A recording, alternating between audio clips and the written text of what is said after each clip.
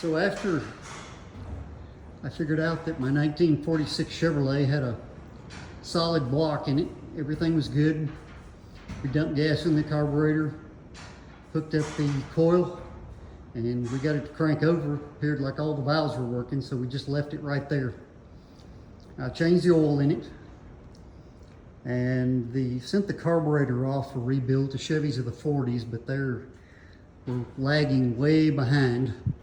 So I stuck a Chinese carburetor on this thing. A really nice built carburetor, but here's the issue you run when you put a Chinese carburetor on your 1946 American car is all the fittings are, everything on the carburetor is metric. So when you try to hook your fuel lines back up with steel fuel lines, which is really the only safe way to drive a car is with steel fuel lines, nothing will connect, and you got to do some serious searching for adapters, and I couldn't find any. So here's what I had to do. It had a nipple coming off of it, and so I just hooked up to that nipple with rubber fuel line, basically, or line that was resistant to fuel. Just bolted the carburetor on. Now also what we've done is the radiator, I took it to have it evaluated, and they wanted $700 excuse me, to repair it.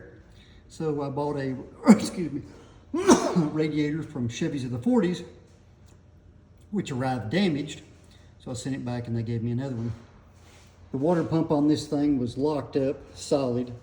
So whenever we did our initial run, just dumping fuel in the carburetor, I just cut the fan belt off of it and just ran it long enough to make sure that it would run. So we've got all that hooked back up. I put a new thermostat in it, new radiator hoses, they were completely gone.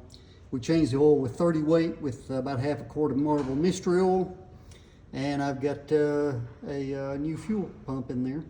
I'm sorry, a new oil filter in there, and so everything on that side is good. Now when we did our initial run, it appears that some of the valves were stuck when we first started up because it was backfiring through the carburetor, through the valves. But it looked like when we ran it that little bit of time that it actually, the valves started to loosen up a little bit. I've got all of the valves, the top of the valves lubricated with Marvel Mystery Oil.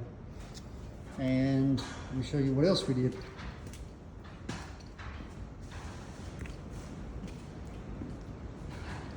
Let me grab my light. So I'm sure you remember that picture of the fuel tank that was on this car. Was completely 100% rotted out with actually a rat's nest built inside of it. I've never seen anything so bad as far as fuel tanks go. So I bought from eBay probably another Chinese fuel tank, but luckily all the connections on this one were SAE. So we have a brand new fuel tank in this car. And don't know if I'll be able to get in there and see it. Let's move down a little bit. But there's my installation. New fuel straps and all new hardware. And I even treated the area below the trunk where the fuel tank goes. I treated it, I cleaned it all up, grinded it with a wire wheel, and painted it with POR 15 rust preventative paint just to slow down the rust. But that's that. And let me show you the new fuel line. Hang on just a minute.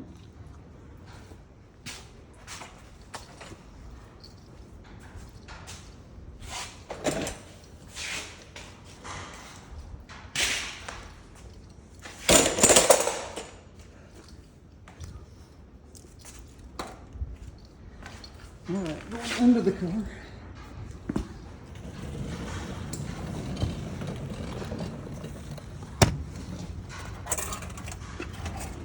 You can see the back of the tank. We're looking from the front of the car back to the differential there. I bought a fuel line that was pre-bent from Chevys of the 40s, and that thing, the bends on that thing were perfect. The only thing I had to do is I had to pull this old knee-type shock off to get it in there. And then I've got fuel line running. Let me reposition my light here. all the way up to the front of the car, which you can see runs to the right through there. And I treated that area right there. That's where the battery box goes. And so now we're gonna back up here just a little bit, back out from under the car, and I'll show you what else that I did.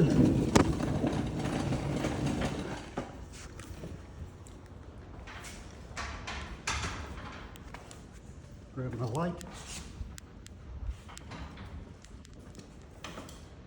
I also have a brand new fuel pump.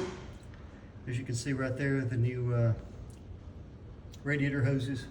I've got Prestone antifreeze with the correct mix. And there's the original coil. I just painted everything up. And the side panel for the push rods, I had that removed because I wanted to make sure that none of the push rods were bent. And as you can see, that cleaned up fairly nicely there.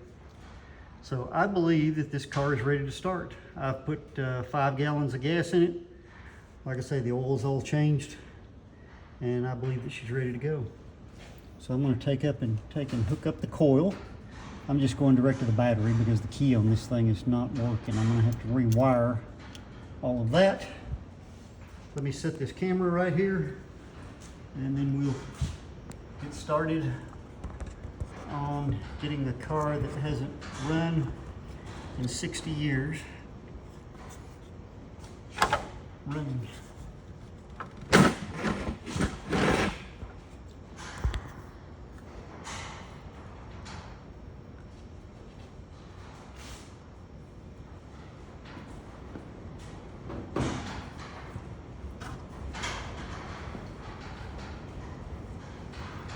And let me get just a little bit of gas up in the carburetor to prime that system.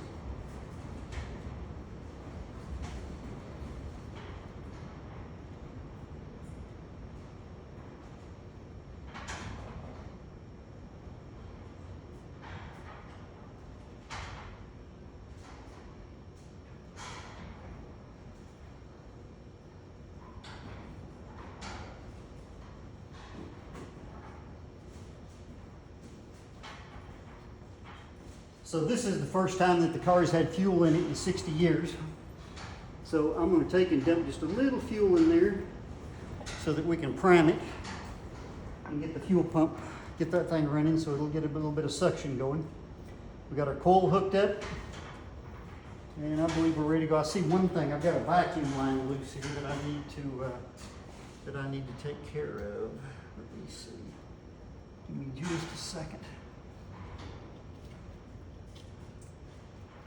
If I don't have that plugged up, it's going to run too fast.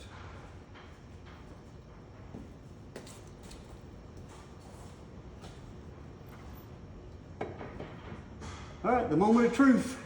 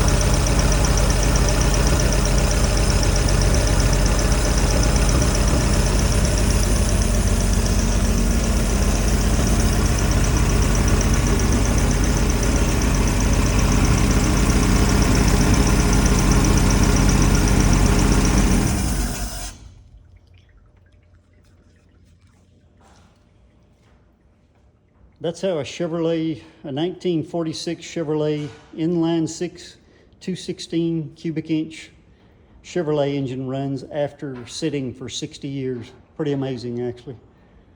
That's your moment of zen.